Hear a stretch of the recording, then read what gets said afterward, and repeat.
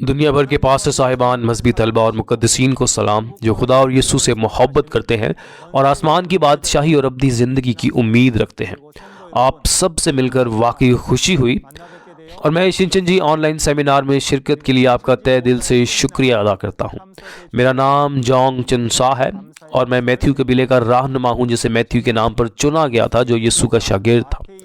میں نے پہلی بار شنچن جی کا کلام ایک فلائر موصول ہونے کے بعد سنا، جس میں دکھایا گیا تھا کہ شنچن جی میں خدا کا کلام سکھایا جاتا ہے، جو میں ہمیشہ جاننا چاہتا تھا اور جس کے بارے میں ہمیشہ مجھے تجسس رہتا تھا۔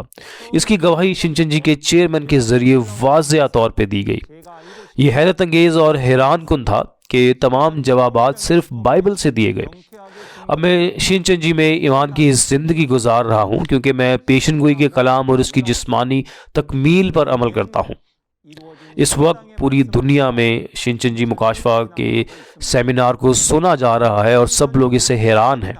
اب تک 10 لاکھ سے زیادہ لوگ اس سیمینار کو دیکھ چکے ہیں، اور دنیا بھر میں شنچن جی اور پاسٹرز کے درمیان سینکڑوں MOUs پر دستخط ہو چکے ہیں۔ ہم واقعی ہر اس شخص کا شکریہ ادا کرتے ہیں جو ہمارے ساتھ ہے۔ آج میں مکاشفہ اور جسمانی تکمیل کے کلام کی گواہی دوں گا، جسے شنچن جی چرچ آف جیزس کے چیئرمین لی مین ہی نے دیکھا اور سنا ہے۔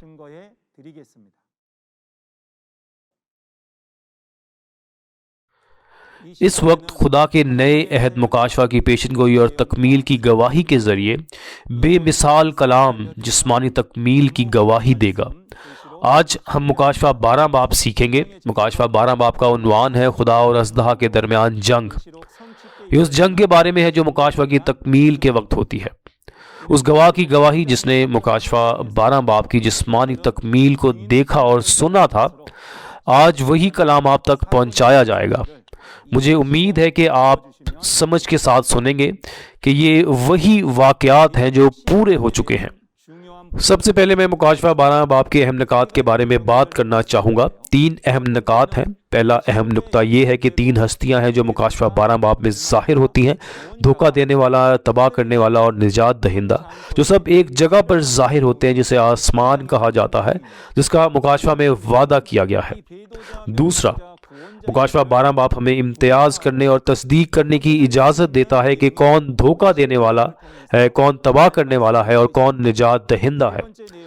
اس مواد کو مکاشفہ 12 باب میں اچھی طرح سے بیان کیا گیا ہے۔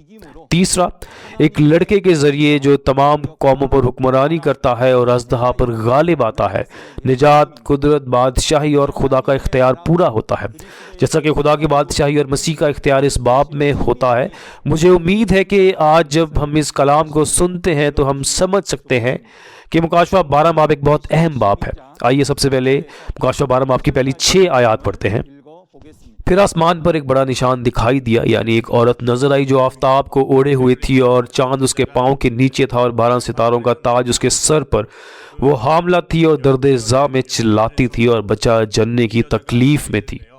پھر ایک اور نشان آسمان پر دکھائی دیا، یعنی ایک بڑا لال اژدہا، اس کے 7 سر اور 10 سینگ تھے، اور اس کے سروں پر 7 تاج، اور اس کی دم نے آسمان کے تہائی ستارے کھینچ کر زمین پر ڈال دیے۔ اور وہ اژدہا اس عورت کے آگے جا کھڑا ہوا جو جننے کو تھی، تاکہ جب وہ جنے تو اس کے بچے کو نگل جائے۔ اور وہ بیٹا جنی، یعنی وہ لڑکا جو لوہے کے عصا سے سب قوموں پر حکومت کرے گا، اور اس کا بچہ یکا یک خدا اور اس کے تخت کے پاس تک پہنچا دیا گیا۔ اور وہ عورت اس بیابان کو بھاگ گئی جہاں خدا کی طرف سے اس کے لیے ایک جگہ تیار کی گئی تھی، تاکہ وہاں 1260 دن تک اس کی پرورش کی جائے۔ امین۔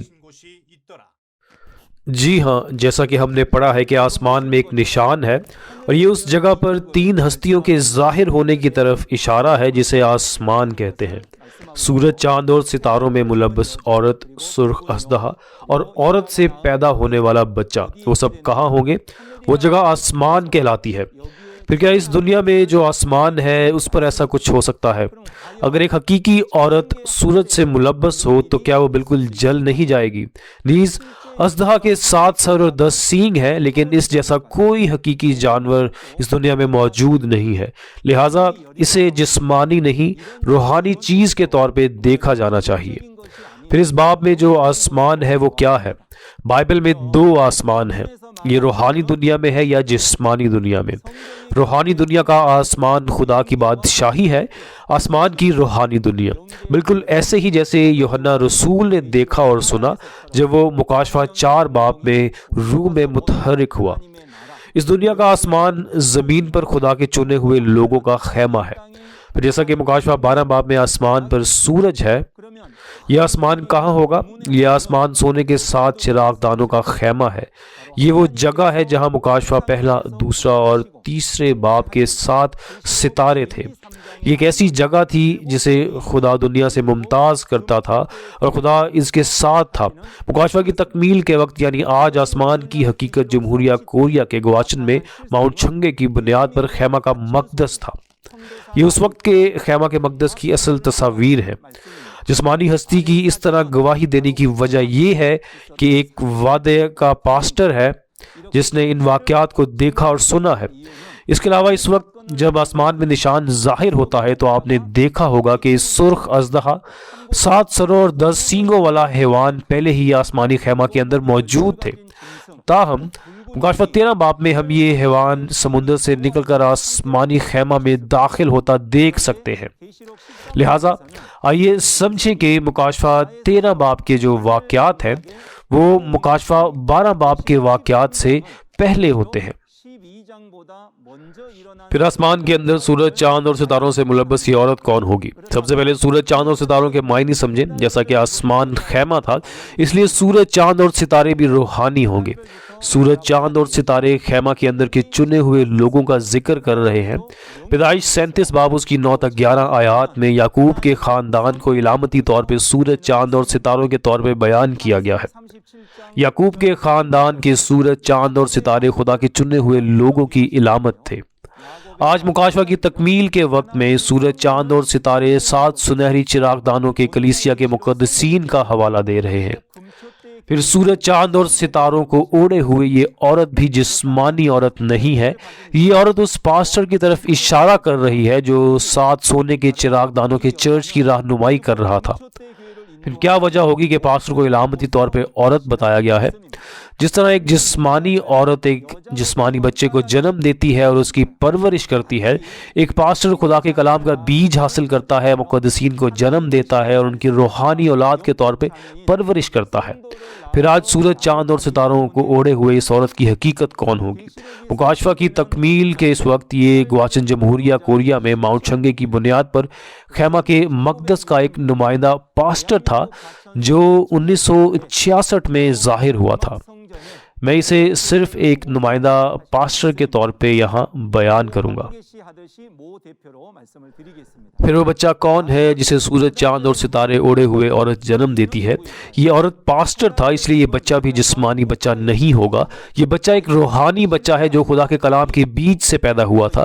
یہ کلیسیا کا ایک رکن تھا جسے خیمہ کے مقدس کے پاسٹر نے روحانی طور پہ جنم دیا ہے۔ عورت کا حاملہ ہونا اور مکاشفہ 12 باب میں درد میں مبتلا ہونا اور رونا اس بات کو ظاہر کرتا ہے کہ کس طرح پیدائش 3 باب اس کی 16 آیت کی پیشن گوئی روحانی طور پر پوری ہوتی ہے۔ بتایا گیا ہے کہ بچہ پیدا کرنے میں عورت کی تکلیف بہت بڑھ جائے گی۔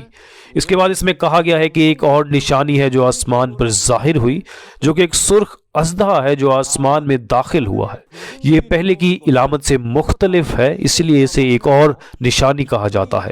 لیکن آسمان میں سرخ اژدہا کی ظاہری شکل بہت عجیب ہے۔ اس کے 7 سر، 10 سینگ ہیں اور اس کی دم نے ستاروں کو آسمان سے زمین پر پھینک دیا۔ کیا دنیا میں اس جیسا کوئی حقیقی حیوان ہو سکتا ہے؟ لہٰذا ہمیں اسے روحانی طور پہ بھی دیکھنا چاہیے۔ پھر آسمان میں داخل ہونے والے سرخ اژدہے کی شناخت کیا ہوگی؟ اس کی شناخت ابلیس ہے، شیطان ہے۔ مکاشفہ 12 باب اس کی 9 آیت اور مکاشفہ 20 باب اس کی 2 آیت میں اژدہا کو پکڑا جاتا ہے اور وہ دراصل قدیم سانپ تھا جو ابلیس یا شیطان کہلاتا ہے۔ جیسا کہ اس اژدہا کو ایک قدیم سانپ کہا جاتا ہے، یہ وہی سانپ ہے جس نے پیدائش 3 باب میں حوا کو دھوکہ دیا تھا۔ یہ شیطان تھا جس نے پہلی آمد کے وقت بیابان میں یسوع کو آزمایا تھا۔ اسی طرح یہی شیطانی روح تھی جو فریسیوں اور ان کے شریعت کے استادوں میں داخل ہوئی تھی۔ جب مکاشفہ پورا ہوتا ہے، اژدہا جس نے دنیا پر حکمرانی کی وہ 7 سروں اور 10 سینگوں والے حیوان کے ساتھ ایک ہو گیا۔ یہ ایک تباہ کرنے والا ہے جس نے آسمان کے خیمہ پر حملہ کیا اور اسے تباہ کیا۔ پھر سرخ اژدہے کے 7 سر کیا ہوں گے؟ اژدہا ابلیس تھا، شیطان تھا، اس لیے 7 سر جو اژدہا کے ساتھ ہیں وہ 7 پاسٹرز ہیں جن کا تعلق شیطان سے ہے۔ یسایہ 29 باب اس کی 10ویں آیت میں لکھا ہے کہ سر نبی ہیں، لہٰذا یہ حکمران یا پاسٹر ہے جو کلیسیا کے ارکان کی رہنمائی کرتا ہے۔ مکاشفہ 17 باب اس کی 9 تا 10 آیات میں 7 سر، 7 پہاڑ اور 7 بادشاہ ہیں۔ 7 پہاڑ گرجا گھروں کی طرف اشارہ کر رہے ہیں اور 7 بادشاہ پاسٹروں کا حوالہ دے رہے ہیں۔ پھر وہ 10 سینگ کیا ہوں گے جو 7 سروں کے ساتھ ہوں گے؟ وہ جسمانی سینگ نہیں ہوں گے۔ 10 سینگ ان 10 بزرگوں کی طرف اشارہ کر رہے تھے جو شیطان کے پاسٹروں سے تعلق رکھتے تھے۔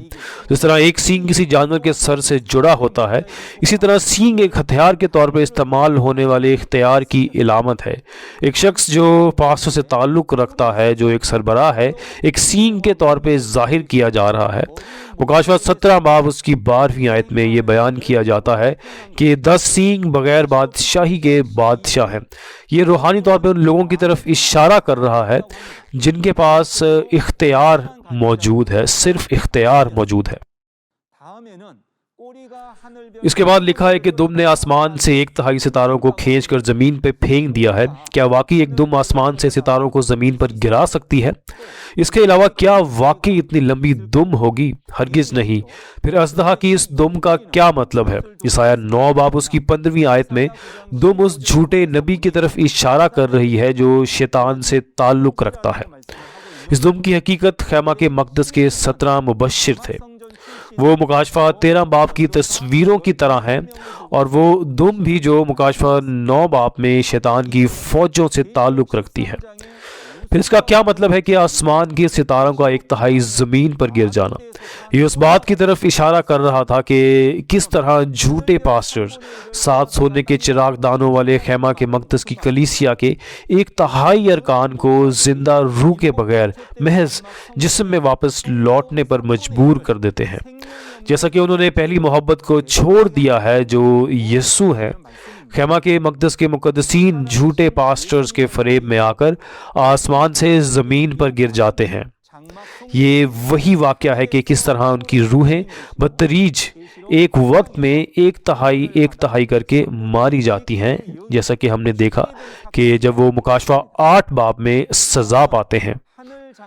پھر آئیے سرخ اژدہا کے اس گروہ کے بارے میں معلوم کرتے ہیں جو آسمانی خیمہ میں داخل ہوا تھا۔ اس کی وضاحت 3 حصوں میں کی جا سکتی ہے۔ سب سے پہلے مکاشفہ 13 باب میں وہ 7 سروں اور 10 سینگ والا حیوان کا گروہ ہے جو 42 مہینے تک آسمانی خیمہ کے مقدسین کو رونتے ہیں۔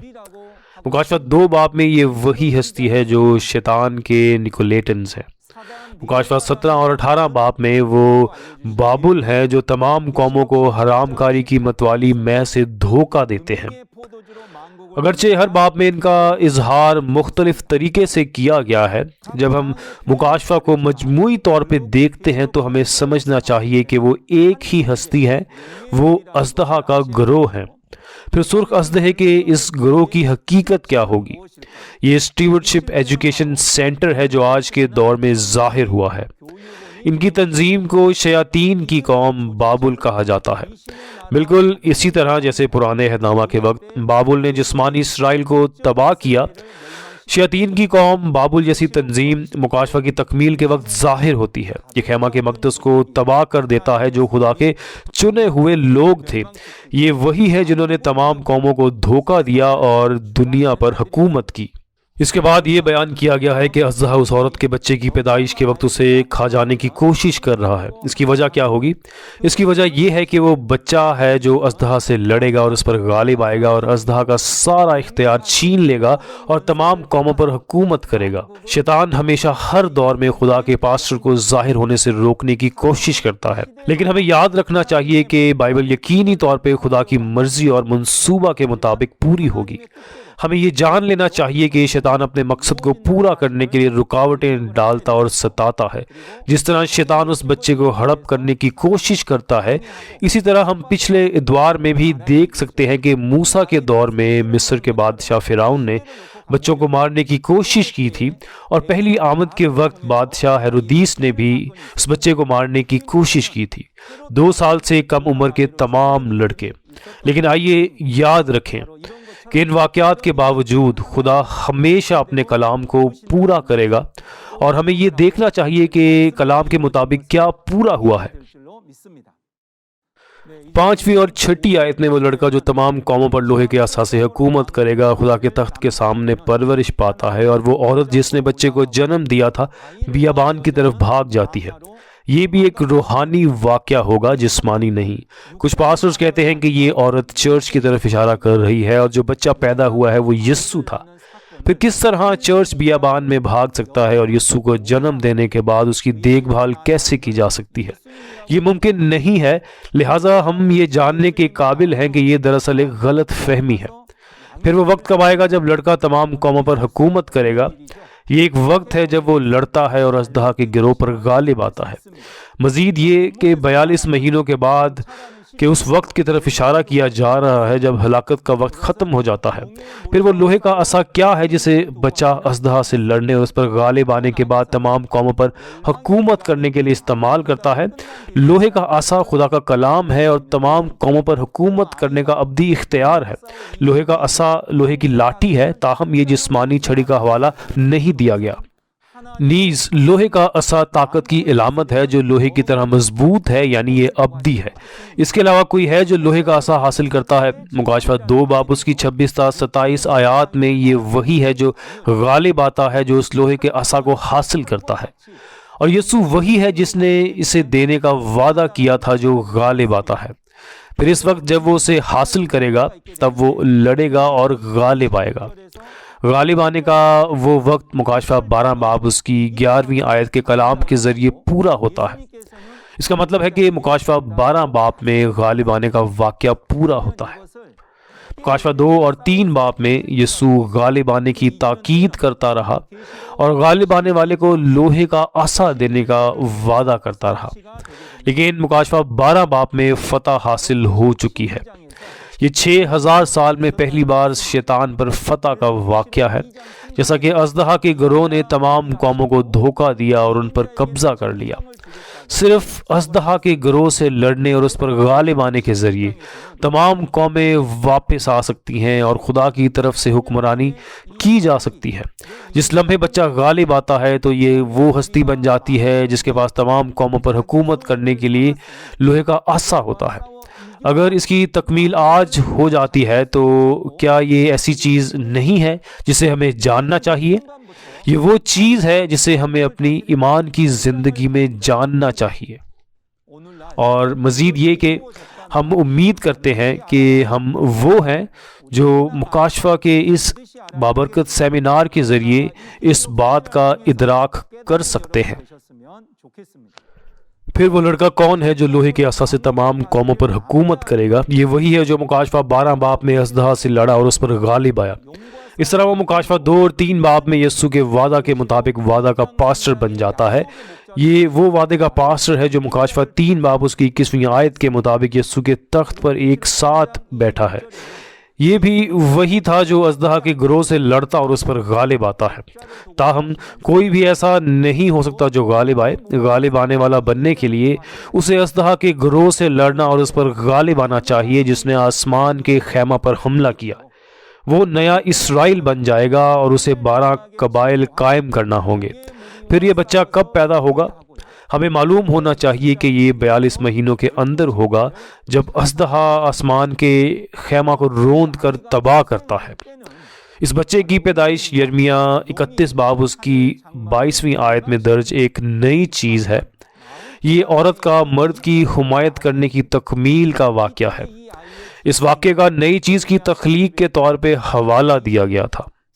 پھر اس کو نئی چیز کہنے کی کوئی وجہ ضرور ہوگی، اس لیے کہ اس وقت تک اس کی برگشتگی کی وجہ سے برگزیدہ لوگوں کے ہلاک ہونے کے واقعات ہوتے رہے۔ تاہم اس بچے کے ظاہر ہونے سے اب نجات کا کام ہو سکتا ہے۔ لہٰذا اس بچے کا ظہور ایک نئی چیز بن جاتا ہے اور یہ خدا کی بادشاہی، نئے آسمان اور نئی زمین کی تخلیق کا باعث بنتا ہے۔ اس کے علاوہ اژدہا بچے کی پیدائش کے وقت اسے کھا جانے کی کوشش کرتا ہے، تاہم یہ بچہ مرکزی کردار ہے جو تمام اقوام پر حکومت کرے گا، لہٰذا وہ خدا کے تخت کے سامنے اٹھایا جاتا ہے۔ وہ عورت جس نے اس بچے کو جنم دیا، وہ بچہ جو تمام قوموں پر حکمرانی کرے گا، وہ عورت اس بچے کو جنم دے کر بیابان میں بھاگ جاتی ہے۔ اس کی مزید تفصیل ہم آنے والی 14ویں آیت، مکاشفہ 12 باب کی 14ویں آیت میں دیکھتے ہیں۔ پھر کیا ثبوت ہوگا کہ ہم غالب آنے والے کی شناخت جان سکیں؟ 3 اہم چیزیں ہیں۔ سب سے پہلے یہ اس وقت کے بارے میں ہے جب لا حملہ کر کے آسمان کے خیمہ میں داخل ہوا ہو۔ دوسری بات یہ ہے کہ وہ جس جگہ پیدا ہوا ہے وہ آسمان کا خیمہ ہونا چاہیے۔ تیسری بات، وہ سورج، چاند اور ستاروں سے ملبس عورت سے پیدا ہونا چاہیے۔ یہ 3 بہت ہی اہم شواہد ہیں جو ہمیں یہ جاننے کی اجازت دیتے ہیں کہ وہ لڑکا کون ہے۔ صرف وہی جو ان واقعات کے مطابق ظاہر ہوا ہے وعدے کا پاسٹر ہو سکتا ہے، یعنی وہ جو غالب آتا ہے۔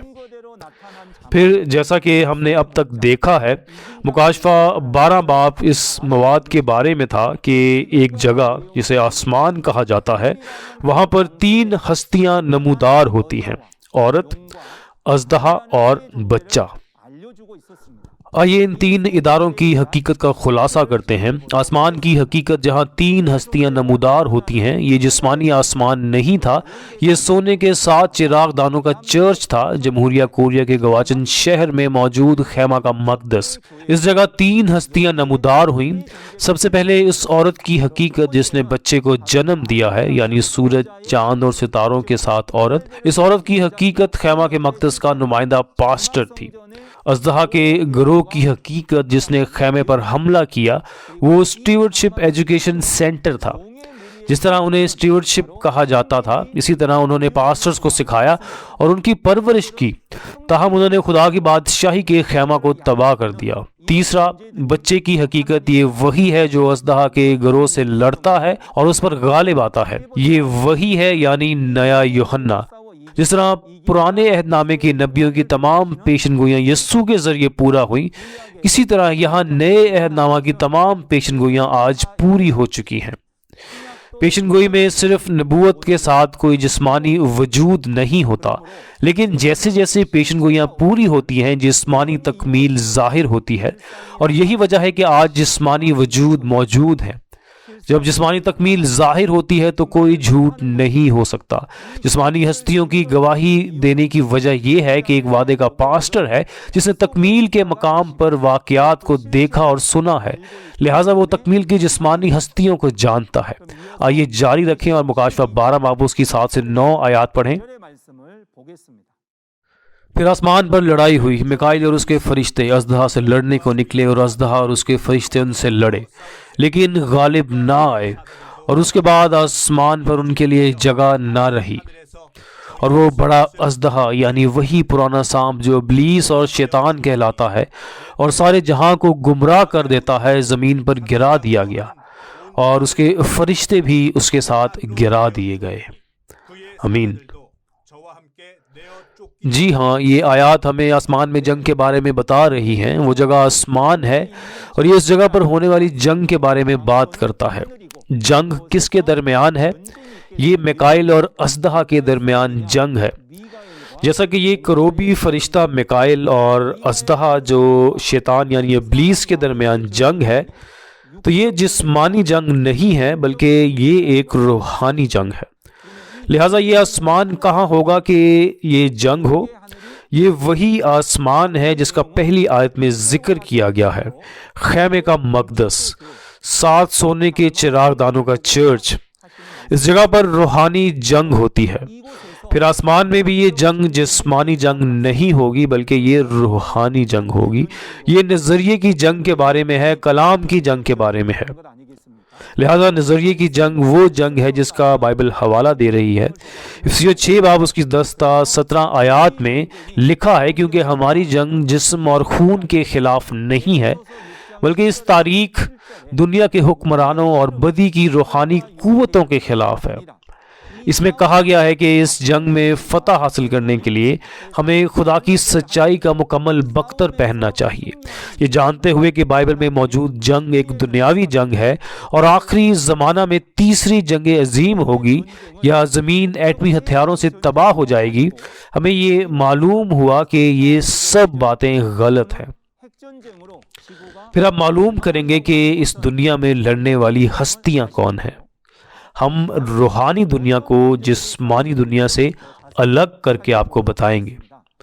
روحانی دنیا میں میکائیل اژدہا کے خلاف لڑتا ہے اور جسمانی دنیا میں ایک بچہ ہے جو 7 سر اور 10 سینگوں کے ساتھ حیوان کے خلاف لڑتا ہے۔ اب میکائیل اور بچہ اور اس کے بھائی یہ خدا کا لشکر ہوگا، اور اژدہا اور 7 سر اور 10 سینگوں والا حیوان یہ لشکر شیطان کا لشکر بن جائے گا، یہ شیطان کا گروہ بن جائے گا۔ تو یہ گروہ کیا کرتا ہے؟ وہ جنگ میں لڑتے ہیں۔ روح سے لڑتی ہے اور جسم سے لڑتا ہے۔ اگر اس جنگ میں روحیں فتح یاب ہوئیں تو اس جسمانی دنیا پر بھی فتح یاب ہوں گی۔ اس کی وجہ یہ ہے کہ روح اور جسم ایک ہو جاتے ہیں اور جنگ میں ایک ساتھ لڑتے ہیں۔ اب ہم مکاشفہ میں موجود جنگ اور اس جنگ کے نتیجے کے بارے میں جانیں گے۔ یہ کہنا مبالغہ آرائی نہیں ہے کہ بائبل کی تاریخ در حقیقت جنگ کی تاریخ ہے۔ مکاشفہ بھی جنگ کی ایک کہانی ہے۔ مکاشفہ کے اندر 3 جنگیں ہیں۔ پہلی جنگ مکاشفہ 13 باب میں ہے۔ آسمان کے خیمے کے چنے ہوئے لوگ 7 سر اور 10 سینگوں والے حیوان سے لڑتے ہیں۔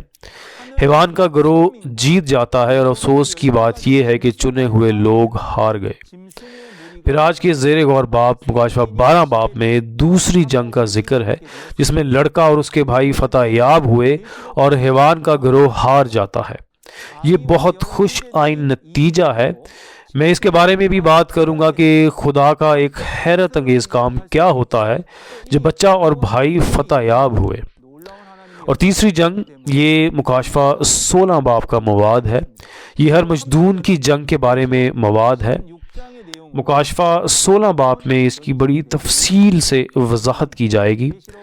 جب مکاشفہ تکمیل ہو جائے گا ہمیں اچھی طرح جان لینا چاہیے کہ خدا کی فوج اور شیطان کی فوج کے درمیان جنگ ہوگی۔ اس روحانی جنگ میں مکاشفہ کے کلام کے ذریعے سچ اور جھوٹ کا پتہ چل جائے گا۔ پھر اس باب میں جنگ کا نتیجہ یہ ہے کہ اژدہا اور اس کے فرشتوں کو شکست دی گئی اور آسمان سے زمین پر پھینک دیا گیا۔ پھر وہ وقت کب ہے جب اژدہا کو باہر پھینک دیا گیا تھا؟ وہ وقت 42 مہینوں کے بعد ہوگا جبکہ ہلاکت کا دور ختم ہو چکا ہے۔ خلاصہ کرنے کے لیے جیسا کہ اس جنگ میں اژدہا کو شکست ہوئی ہے تو اسے نکال دیا گیا ہے۔ پھر کہاں سے نکالا ہے؟ یہ وہ جگہ ہے جسے آسمان کہتے ہیں۔ یہ آسمان 7 سونے کے چراغ دانوں کا ایک گرجا گھر تھا جہاں اژدہا کا گروہ داخل ہوا ہے۔ اژدہا کو جس زمین پر پھینکا گیا تھا وہ روح کے بغیر محض جسم کی دنیا تھی جس نے دھوکہ دیا تھا اور وہ دنیا کے ساتھ ایک ہو گئی تھی۔ اس لیے جس اژدہا کو باہر پھینکا جا رہا تھا اسے آسمان سے دنیا میں نکالا جا رہا تھا۔ آسمان 7 سونے کے چراغ دانوں کا ایک گرجا گھر تھا۔ اژدہا کو باہر پھینکنے کی وجہ یہ تھی کہ وہ جنگ میں بچے سے ہار گیا تھا۔ آگے کیا ہوتا ہے ہم مندرجہ ذیل مواد میں دیکھیں گے۔ آئیے مکاشفہ 12 باب اس کی 10 تا 12 آیات پڑھتے ہیں۔ پھر میں نے آسمان پر سے بڑی آواز آتی سنی کہ اب ہمارے خدا کی نجات اور قدرت اور بادشاہی اور اس کے مسیح کا اختیار ظاہر ہوا، کیونکہ ہمارے بھائیوں پر الزام لگانے والا جو رات دن ہمارے خدا کے آگے ان پر الزام لگایا کرتا ہے گرا دیا گیا، اور وہ برہ کے خون اور اپنی گواہی کے کلام کے باعث اس پر غالب آئے، اور انہوں نے اپنی جان کو عزیز نہ سمجھا یہاں تک کہ موت بھی گوارا کی۔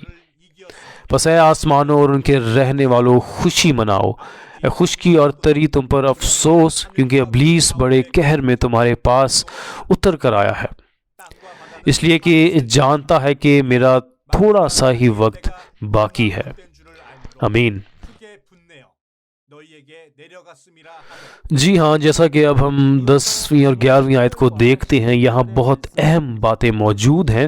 آسمان میں بلند آواز سے کہا جاتا ہے، اب ایک بہت اہم نقطہ ہے۔ یہ اتنا اہم کیوں ہے؟ کیونکہ یہ کہا جا رہا ہے کہ اب نجات، طاقت اور ہمارے خدا کی بادشاہی اور مسیح کا اختیار آ گیا ہے۔ اور 11ویں آیت کے کلام کے ذریعے یہ کہا گیا ہے کہ وہ برا کے خون اور اس کی گواہی کے کلام سے غالب آئے۔ یہ فتح ایک بہت اہم بات ہے۔ پھر ہمیں یہ دیکھنا ہوگا کہ اب کا یہ عین وقت کب ہے۔ اب کا یہ وقت اژدہا کے گروہ سے لڑنے اور اس پر غالب آنے کے بعد ہے۔ اس کا مطلب ہے کہ وہ اژدہا کے خلاف جنگ میں جیت گئے تھے۔ آج مکاشفہ کی تکمیل کے دور میں سورج، چاند اور ستارے اوڑھے ہوئے عورت سے پیدا ہونے والا بچہ اژدہا کے گروہ پر غالب آنے کے قابل ہے، جس نے خیمہ پر حملہ کیا۔ اور اس وقت سے یہ کہتا ہے کہ اب کیا پورا ہوتا ہے؟ نجات، قدرت، بادشاہی اور خدا کا اختیار۔ لہٰذا اس وقت سے اس کا مطلب ہے کہ خدا کی بادشاہی اور نجات موجود ہے۔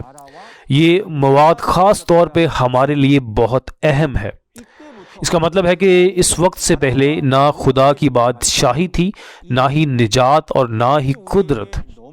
یہ یقیناً بہت چونکا دینے والی بات ہے، اس لیے یہ مواد ہمارے لیے بہت اہم ہے۔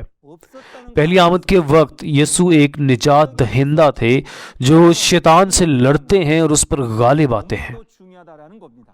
دوسری آمد کے وقت وہ لڑکا لڑتا ہے اور اژدہا پر غالب آتا ہے اور اس وجہ سے ایک نجات دہندہ بن جاتا ہے۔ اس لیے کہ لکھا ہے کہ نجات اسی وقت سے ممکن ہے جب فتح یاب ہوا جائے۔ ہم نے خدا کی بادشاہی اور نجات حاصل کرنے کے لیے اپنی زندگیوں میں اب تک ایمان کی ایک متعدد زندگی گزاری ہے۔ تاہم اس حقیقت کے بارے میں کہ نجات صرف مکاشفہ کے 12 باب میں فتح سے شروع ہوتی ہے، ہمیں اس کے بارے میں ایک بار پھر غور کرنا چاہیے۔ مکاشفہ کی یہ کتاب یسوع کی طرف سے دی گئی ہے، جو پہلی آمد کے وقت آئے اور آسمان پر چڑھ گئے۔ پھر جیسے ہی یسوع شاگرد کے پاس آیا، یوحنا نے مکاشفہ کی پیشن گوئی ظاہر کی۔ تاہم مکاشفہ ماضی سے متعلق نہیں ہے۔ ہمیں معلوم ہونا چاہیے کہ یہ آج کے واقعات ہیں اور ان کو تحریری طور پر پورا کیا جانا چاہیے۔ تمام ایمانداروں کو جو آسمان اور اپنی زندگی کی امید رکھتے ہیں، ان واقعات کو جاننا اور ان پر یقین رکھنا چاہیے۔ پھر یہ بیان کرتا ہے کہ اب خدا کی بادشاہی اور نجات ہے۔ آئیے اس کو مزید تفصیل سے دیکھتے ہیں۔ پھر یہ اس وقت سے پہلے کیسا تھا؟ وہ وقت پہلے ہوگا جب نہ خدا کی بادشاہی تھی اور نہ ہی نجات۔ یہ پہلے تھا۔ اور اب کا یہ وقت جو فتح کے بعد ہے، آخر کار خدا کی بادشاہی اور نجات موجود ہے۔ مکاشفہ 6 اور 13 باب میں یہ پہلا آسمان اور پہلی زمین تھے، لیکن جیسے ہی وہ تباہ ہو گئے، خدا کی بادشاہی ختم ہو گئی، اور اس طرح ایک دوبارہ تخلیق شدہ نیا آسمان اور نئی زمین ہے، جس کا ذکر مکاشفہ 7 باب میں ہے۔ اور یہ نئے روحانی اسرائیل کے 12 قبیلے ہیں۔ مکاشفہ 21 باب میں نئے آسمان اور نئی زمین کو تخلیق کیا گیا۔ مکاشفہ 11 باب اس کی 15ویں آیت میں یہ 7ویں نرسنگی کی آواز کہلاتا ہے۔ اس آواز کے ذریعے دنیا کی بادشاہی خدا کی بادشاہی میں بدل جاتی ہے۔ نیز دانیل 2 باب میں بھی یہ لکھا ہے کہ یہ خدا کی ابدی بادشاہی ہے جو کبھی تباہ نہیں ہوگی۔ مکاشفہ 15 باب اس کی 4 تا 5 آیات میں یہ شہادت کے خیمے کا مقدس ہے، جہاں تمام قومیں آتی ہیں اور عبادت کرتی ہیں۔ لہٰذا خدا کی بادشاہی کی جسمانی حقیقت اب موجود ہے، جو اژدہا پر فتح کے ذریعے تخلیق کی گئی ہے۔ اس بادشاہی کی حقیقت وہ قوم ہے جسے تخلیق کیا گیا ہے۔ اس کا آغاز بھی غالب آنے والے نئے یوحنا کے ذریعے ہوا۔ یہ وقت 14 مارچ 1984 کا ہے، جب شنشنجی چرچ آف جیزس یعنی شہادت کے خیمہ کے مقدس کو قیام دیا گیا۔ ہمیں یہ ضرور دیکھنا چاہیے کہ آیا یہ خدا کے کلام کے مطابق ہے اور بائبل کے وعدے کے مطابق پورا ہوا ہے یا نہیں۔ نیز مکاشفہ 11 باب اس کی 15ویں آیت میں آخری 7ویں نرسنگے کی آواز کے ذریعے دنیا کی بادشاہی خدا کی بادشاہی میں بدل جاتی ہے۔ یہ عمل مکاشفہ 7 باب میں درج ہے، جہاں 1,44,000 لوگوں پر مہر لگائی جاتی ہے، اور مہر لگانے کے بعد ایک بڑی مصیبت سے نکلنے والے لوگوں کی ایک بھیڑ ہوگی۔ پھر لوگوں کی یہ بڑی بھیڑ کیسے نکل رہی ہے؟ وہ بڑی مصیبت کے درمیان 7ویں نرسنگے کی آواز سنتے ہیں۔ اس وعدے کے مطابق شنچنجی کے 12 قبائل بن چکے ہیں، اور اس وقت دنیا بھر میں بڑی مصیبت کی آوازیں آ رہی ہیں۔ آخری 7ویں نرسنگے کی آواز آ رہی ہے۔ یہ مکاشفہ سیمینار جو اب آپ سن رہے ہیں، وہ 7ویں نرسنگے کی آواز ہے جو پوری دنیا میں سنائی جا رہی ہے۔ یہ واقعی ایک عظیم نرسنگے کی آواز ہے۔ وہ بھائی جو اژدہا کے خلاف لڑے اور غالب آئے، وہ لوگوں کا چھوٹا سا گروہ، یہ وہ ہیں جو غالب آنے والے کے ساتھ ایک ہوئے۔ غالب آنے والا وہ ہے جس نے دھوکہ اور تباہی کے ان واقعات کو دیکھا اور سنا ہے، اور ان واقعات کو دیکھنے اور سننے کے بعد اس کی گواہی دی ہے، اور اس گواہی کے کلام کے ذریعے وہ لڑے ہیں، اور اسی کلام کے وسیلہ سے وہ غالب آئے ہیں۔ پھر ان کا ہتھیار کیا تھا جسے وہ لڑنے کے لیے استعمال کرتے ہیں؟ یہ برے کا خون اور ان کی گواہی کا کلام تھا۔ یہ کوئی دنیاوی جسمانی ہتھیار نہیں تھا، بلکہ یہ برے کا خون اور ان کی گواہی کا کلام تھا۔ برے کا خون یسوع کی مخلصی اور یسوع کے کلام کے لیے محبت ہے۔ یسوع کے اس خون کا ذکر مکاشفہ 5 باب میں ہے کہ بادشاہی اور کاہنوں کو یسوع کے خون سے خریدا جاتا ہے۔ مکاشفہ 7 باب میں یہ لکھا ہے کہ یسوع کے خون کے ذریعے وہ لوگ ہیں جن کے جامے دھل کر سفید ہو جاتے ہیں، اور وہ لوگ گناہوں کا کفارہ حاصل کرتے ہیں۔ ان کی گواہی کا کلام اژدہا کی شناخت کی گواہی دینے والا کلام ہے۔ یہ مکاشفہ کا کلام ہے۔ مکاشفہ کا یہ کلام اژدہا کو پکڑنے کا ہتھیار بن جاتا ہے۔ یہ اژدہا سے لڑنے اور اس پر قابو پانے کا ہتھیار ہے۔ اس کی وجہ یہ ہے کہ اژدہا کی شناخت مکاشفہ کے کلام کے اندر لکھی ہوئی ہے۔ پھر ہمیں اس بات کا ثبوت جاننا چاہیے کہ کون غالب آتا ہے اور کون ہے جو مکاشفہ کے اندر ہار جاتا ہے۔ ہم آنکھیں بند کر کے یہ نہیں کہہ سکتے کہ کوئی جیت گیا ہے یا کوئی ہار گیا ہے۔ جیتنے والے اور ہارنے والے کا ثبوت بائبل کے اندر واضح طور پہ درج کیا گیا ہے۔ پھر فتح پانے والے کی ہستی کون ہوگی؟ یہ کہنا صرف ایک بات نہیں ہے میں غالب آیا ہوں، لیکن غالب آ کر کسی کو نئے روحانی اسرائیل کے 12 قبیلوں کو تشکیل دینا ہوگا۔ پھر جو ہار گیا اس کا کیا بنے گا؟ وہ 7 سمتوں میں بھاگیں گے، جو شکست کھانے کی دلیل ہے۔ لہٰذا جیسا کہ غالب آنے والے نے نئے روحانی اسرائیل کے 12 قبیلوں کو تشکیل دیا، جو شکست کھا گئے وہ 7 سمتوں میں بھاگ گئے۔ یہ اس بات کا ثبوت ہوگا کہ کون غالب آیا ہے اور کون ہار گیا ہے۔ پھر وہ کون ہے جو اژدہا سے لڑے اور اس پر غالب آئے، جو آسمان میں رہے؟ وہ لڑکا اور اس کے بھائی ہیں جو اژدہا کے گروہ سے لڑے اور اس پر غالب آئے۔ اب ہمیں یہ جاننا چاہیے کہ زمین اور سمندر کا کیا مطلب ہے جن پر افسوس کیا جاتا ہے۔ سب سے پہلے زمین خیمہ کے چنے ہوئے لوگوں کی طرف اشارہ کر رہی ہے جنہوں نے دھوکہ دیا تھا۔ سمندر وہ دنیا ہے جو حیوان کی ہے۔ پھر اژدہا کے ناراض ہونے کی کوئی تو وجہ ہونی چاہیے۔ اس کی وجہ یہ ہے کہ مکاشفہ 20 باب اس کی دوسری آیت کے مطابق اژدہا جانتا ہے کہ اسے پکڑے جانے اور پتال میں بند کیے جانے میں زیادہ دن باقی نہیں ہے، اس لیے وہ ناراض ہے۔ تو شیطان آخر میں کہاں ڈالا جاتا ہے؟ یہ کلام ہمیں بتاتا ہے کہ آخر کار اسے پھینک دیا جائے گا اور پتال میں بند کر دیا جائے گا۔ اب آئیں مکاشفہ 12 باب اس کی 13 تا 17 آیات پڑھتے ہیں۔ اور جب اژدہا نے دیکھا کہ میں زمین پر گرا دیا گیا ہوں تو اس عورت کو ستایا جو بیٹا جنی تھی، اور اس عورت کو بڑے عقاب کے 2 پر دیے گئے تاکہ سانپ کے سامنے سے اڑ کر بیابان میں اپنی اس جگہ پہنچ جائے جہاں ایک زمانہ اور زمانوں اور آدھے زمانہ تک اس کی پرورش کی جائے گی۔ اور سانپ نے اس عورت کے پیچھے اپنے منہ سے ندی کی طرح پانی بہایا تاکہ اس کو اس ندی سے بہا دے، مگر زمین نے اس عورت کی مدد کی اور اپنا منہ کھول کر اس ندی کو پی لیا جو اژدہا نے اپنے منہ سے بہائی تھی۔ اور اژدہا کو عورت پر غصہ آیا اور اس کی باقی اولاد سے جو خدا کے حکم پر عمل کرتی ہے اور یسوع کی گواہی دینے پر قائم ہے لڑنے کو گیا۔ آمین۔ جی ہاں، اس باب میں آسمان سے پھینکا ہوا اژدہا اس عورت کو ستاتا ہے جس نے بچے کو جنم دیا۔ اس وقت عورت کو عقاب کے 2 پر دیے گئے تھے تاکہ وہ ایک وقت اور آدھے وقت کے لیے بیابان میں اس کے لیے تیار کردہ جگہ پر اڑ کر جا سکے۔ پھر کیا وجہ ہے کہ جس اژدہا کو باہر پھینکا گیا اس نے عورت کو ستایا؟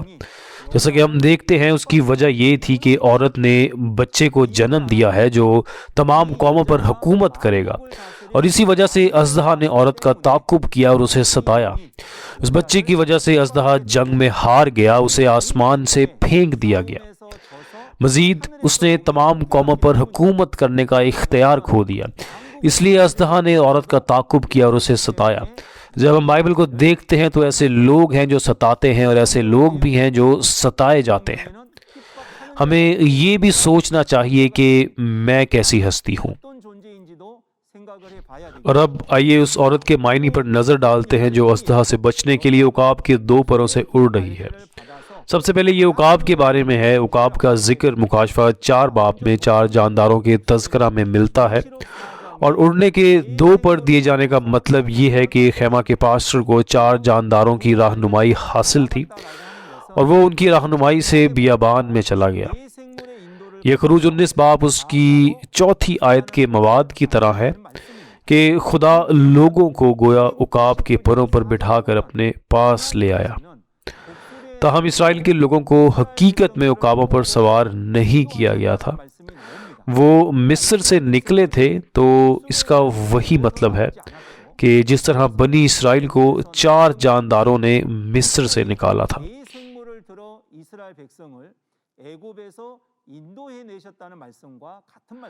اس کے بعد عورت کا ایک زمانہ اور آدھے زمانے تک خیال رکھنے کا کیا مطلب ہے؟ بیابان ایک ایسی جگہ ہے جہاں لوگ نہیں رہتے، تو کیا کوئی ایسی جگہ بھاگ جائے گا؟ یہ آپ کے لیے کیسا رہے گا؟ پھر اب اس بیابان کا جائزہ لیتے ہیں جس میں عورت بھاگی تھی۔ بیابان کے معنی روحانی بیابان کے ہیں جہاں سچائی کا کلام موجود نہیں ہوتا۔ یہاں کہا جاتا ہے کہ یہ اس کی جگہ ہے جو اس کے لیے تیار کی گئی ہے۔ جیسا کہ ہم نے 6ٹھی آیت میں دیکھا، یہ وہ جگہ ہے جسے خدا نے تیار کیا تھا، اور یہ وہ جگہ ہے جہاں عورت کو جانا چاہیے اور اس کا خیال رکھا جانا چاہیے۔ یہی وجہ ہے کہ اسے وہ جگہ کہا جاتا ہے جو اس کے لیے تیار کی گئی ہے۔ اور خدا نے یہ بھی کہا کہ یہ عورت بیابان میں 1260 دن تک زندہ رہے گی۔ 6ٹھی آیت میں اسے یہاں ایک زمانہ اور زمانوں اور آدھے زمانے تک بھی کہا گیا ہے۔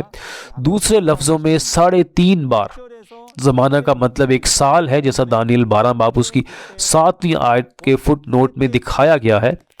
اس لیے یہ 3.5 سال ہیں اور یہ 1260 دن کے برابر ہیں۔ پھر اس جگہ کا خیال رکھنے کا کیا مطلب ہے؟ اس کا مطلب ہے کہ خیمہ کے مقدس کا پاسٹر جس نے دھوکہ دیا، وہ ایسی جگہ گیا جہاں خدا کا کوئی کلام موجود نہیں تھا اور صرف غیر قوموں کے عقائد سکھائے جاتے ہیں۔ عورت کی دیکھ بھال کے لیے بھاگنے کا یہ واقعہ پرانے عہد نامے کے وقت میں کسی نبی سے ملتا جلتا ہے، اور یہ واقعہ در حقیقت ایلیا نبی کے واقعہ سے ملتا جلتا ہے۔ پہلا سلاطین اس کے 17 باب میں ایلیا نبی ایزابل کی موجودگی سے بھاگ کر کریت کے نالا کی طرف بھاگتا ہے، اور وہ روٹی اور گوشت کھاتا ہے جو کوے نے اسے 3.5 سال تک لا کر دیا تھا۔ یہ واقعہ تمثیلی طور پر مکاشفہ میں عورت کے بیابان کی طرف بھاگنے کے واقعہ کو بیان کرنے کے لیے استعمال ہوتا ہے۔ نیز یہ کہ عورت ایک رسول ہے جو دوسری آمد کا راستہ بالکل اسی طرح تیار کرتی ہے جیسے پہلی آمد میں یوحنا بپتسمہ دینے والا جو ایلیا کی روح میں آیا تھا۔ جس طرح یوحنا بپتسمہ دینے والا بیابان میں رہتا تھا، اسی طرح عورت بھی بیابان میں بھاگ گئی۔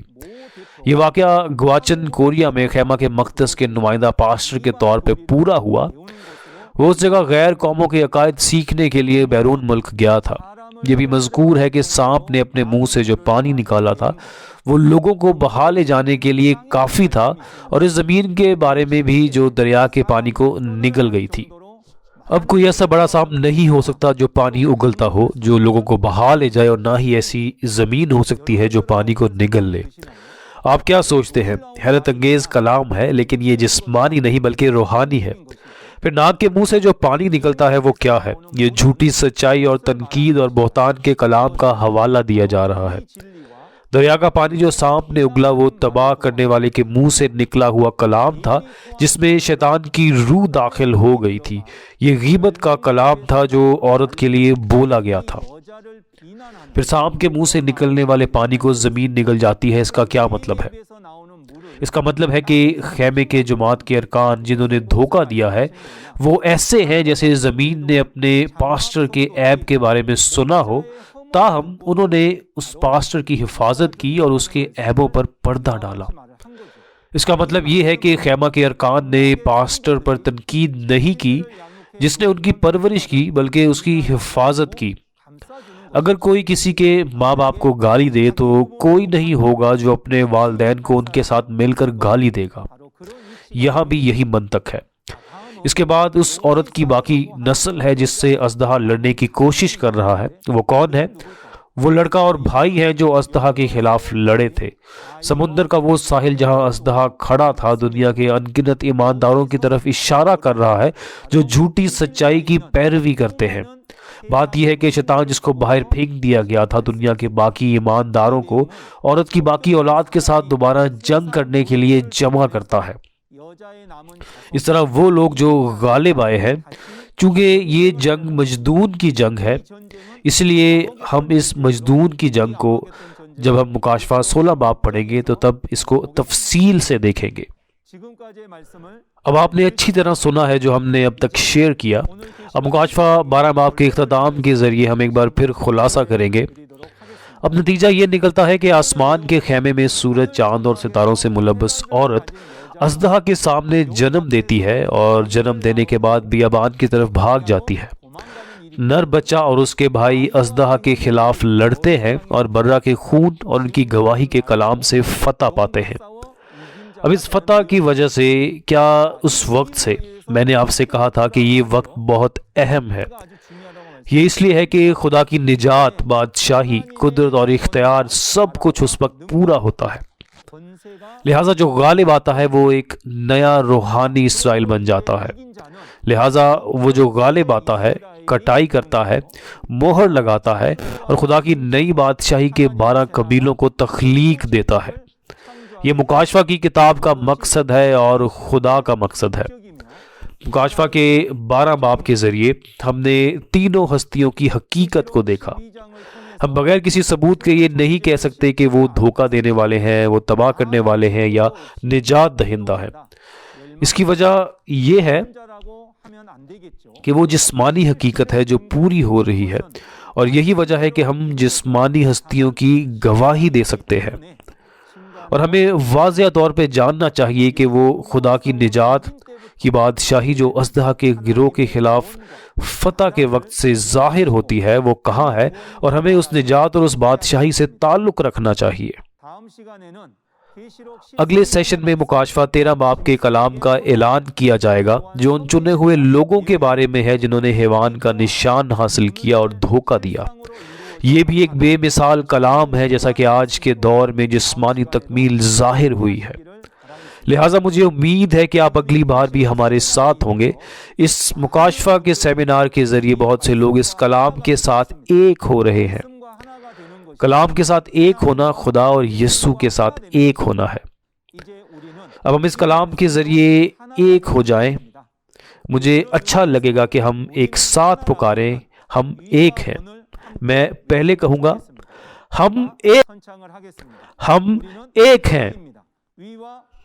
آئیے اب ہم ایک دل ہو کر خدا سے دعا کریں۔ اے ابدیت کے خدا، تو جو برکات کا ذریعہ اور مقدس پاک خدا ہے، آج وہ تمام جلال حاصل کر جو ہم آپ کو پیش کرتے ہیں۔ شجن جی، مکاشفہ سیمینار کے ذریعے ہم واقعی آپ کا شکریہ ادا کرتے ہیں کہ مکاشفہ کی جسمانی تکمیل کے اس کلام کو پوری دنیا میں پھیلایا جا رہا ہے۔ آج مکاشفہ 12 باب کے کلام کے ذریعے ہم نے خدا اور اژدہا کے درمیان جنگ کے مواد کو دیکھا۔